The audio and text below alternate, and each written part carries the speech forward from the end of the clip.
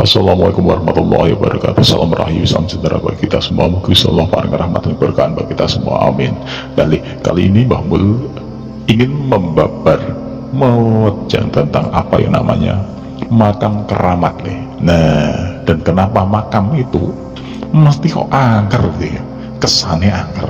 Nah, ini nih. Nah, kita bahas secara logika ya. Yang pertama, apa itu yang namanya makam keramat nih? Nah, makam keramat itu akan berasal dari kata karomah nih. Jadi keramat itu berasal dari kata karomah. Jadi di dalam makam itu pasti ada orang atau sesepuh ataupun orang alim yang memiliki kedekatan khusus dengan Gusti Allah ataupun pangeran atau mungkin Tuhan yang Maha Kuasa. Nah, itu pun dengan catatan selama riwayat hidup beliau adalah orang baik yang memiliki kemampuan yang sifatnya adalah spiritual dan kebaikan yang luar biasa. Nah, itu namanya makam keramat. Keramat sendiri kan sebenarnya dulu dikhususkan pada makam-makam wali ya, atau ulama yang sudah meninggal tempo dulu dan memiliki kemampuan luar biasa, makanya banyak diziarahi ya. Nah, itu terus kenapa banyak yang makam jago keramat nih? Nah, karena banyak dulu stigma orangnya juga, orang itu mencari kepercayaan yang ngalap berkah. Nah, ngalap berkah sendiri adalah istilah untuk mencari keberkahan ya, mencari kelebihan dari suatu orang yang sudah meninggal. Istilahnya wasilah, atau mungkin bisa dikatakan bertawasul ya kepada orang yang sudah meninggal untuk mendapatkan berkah dari Gusti Allah. Nah, itu namanya orang ngalap berkah. Tetapi itu jadi salah kaprah karena makam yang itu siapa? Makam siapa itu ya, kita tidak tahu caranya, kecuali kita sudah memiliki ketajaman spiritual khusus yang bisa melihat bahwa oh, benarkah itu makam itu ada karomah atau mungkin keberkahan yang memang dinilai dari semasa hidup beliau. Nah, itu. Nah, terus kenapa makam itu rata-rata kan angker, berhantu, terus mengerikan ya. Pertama itu dilihat dari stigma ya. Stigma masyarakat itu ataupun cara pandang masyarakat itu melihat suatu keadaan bahwa makam itu adalah suatu hal yang mengerikan karena manusia itu pada dasarnya takut mati. Nah, padahal makam itu sebenarnya kan ngelingke agar manusia itu iling akan apa yang namanya kematian. Nah, itu sebenarnya kan namanya makam tuh iling mati. Nanti kita tuh juga akan di sini, tempatnya di sini, dibaringkan di sini, dipendam di sini. Gitu.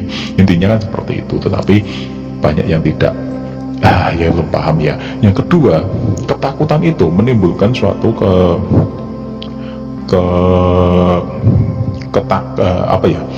pemahaman tentang di sini itu banyak sekali makhluk-makhluk yang tidak kelihatan ya di makam itu, seolah-olah itu bagian dari si yang meninggal itu, padahal itu belum tentu, karena yang namanya pola pikir manusia yang buruk akan membawa mereka juga akan mewujudkan diri dan menempati tempat itu, karena di sana juga ada bunga dan sebagainya ya, sajian dan sebagainya ya, jadi kan banyak sekali salah pengundi nggak kelihatan gitu di sana ya.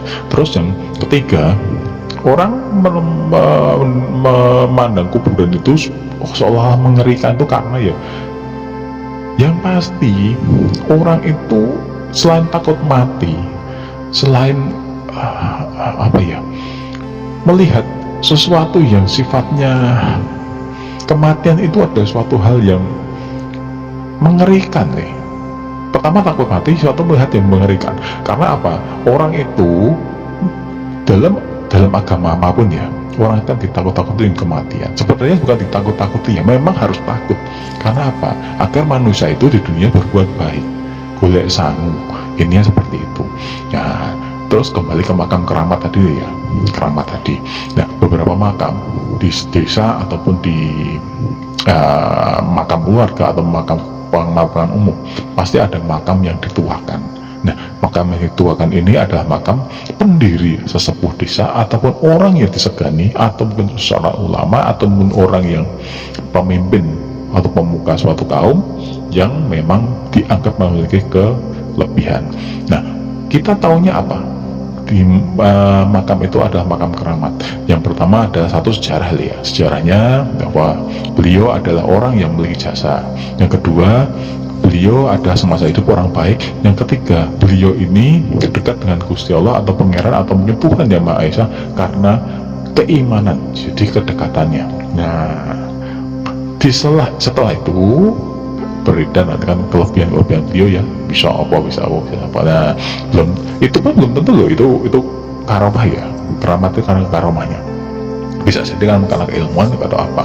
Nah, yang menentukan bahwa itu keramat atau bukan, karomah atau bukan, sebenarnya adalah orang yang memiliki ilmu tinggi juga, yang bisa menembus dimensi itu dan bisa mengetahui bahwa beliau itu memang memiliki karomah, bukan hanya pegangan, bukan hanya ilmu, bukan hanya jin peliharaan atau mungkin semacam kesaktian, tetapi ada memang kelebihan diberikan oleh Gusti Allah kepada beliau yang sudah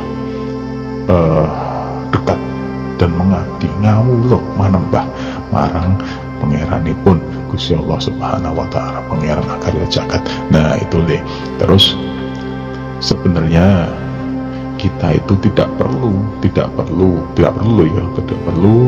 menyembah, cukup mengziarahi, mendoakan pun beberapa kalangan dia ngomong ya seorang bakal tekan orang tekan ya, sampai tidak sampai, bisa tidak bisa, itu adalah wujud kita. Ingat, Kanjeng Nabi Muhammad sendiri menganjurkan kita ziarah kubur pada hari Jumat itu karena memang agar kita tuh eling mati kecintaan kita kepada leluhur orang tua kita, sebagai wujud cinta kita kepada Gusti Allah akan mengenang jasa-jasa orang yang sudah melahirkan kita, leluhur kita. Tanpa mereka kita tuh tidak ada ya, benar memang kun fayakun ya, tetapi tanpa lewat mereka kita itu tidak ada gitu loh Terus yang pasti kita tujuannya itu bisa tuh mendoakan. Doa itu bisa dengan doa batin, doa lahiriah, bisa ya doa yang sudah diajarkan oleh agama kita, bisa dengan doa dengan agama kita sendiri. Karena apa? Gusti Allah itu sebenarnya universal, maha mengetahui apa yang ada di dalam batin kita. Doa batin pun bisa, dengan doa bisa. Yang pasti kita sebagai tanda bukti. Nah, terus kalau ngalap berkah itu yang diambil terus apa nih Mbah? Nah, ini pertanyaannya memang ya banyak dicari. Orang ngalap berkah itu mendoakan itu sebenarnya bertawasul, memohon kepada Gusti Allah lewat doa itu, mendoakan dan istilahnya itu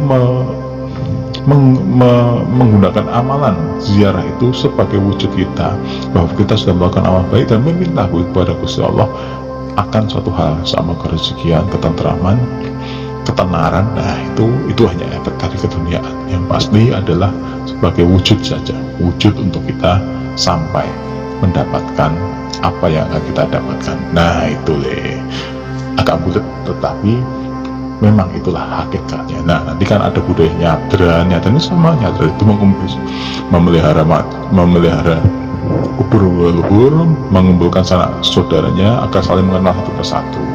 Pesek desa itu juga gitu, nanti hubungannya dengan makam leluhur, dan agar mereka tahu dan saling mengenal sejarah dari desa asal muasal dan sejarah dari orang-orang yang ada di situ. Nah, itu dulu ya. Nanti kita sambung lagi tentang budaya lain. Wassalamualaikum warahmatullahi wabarakatuh.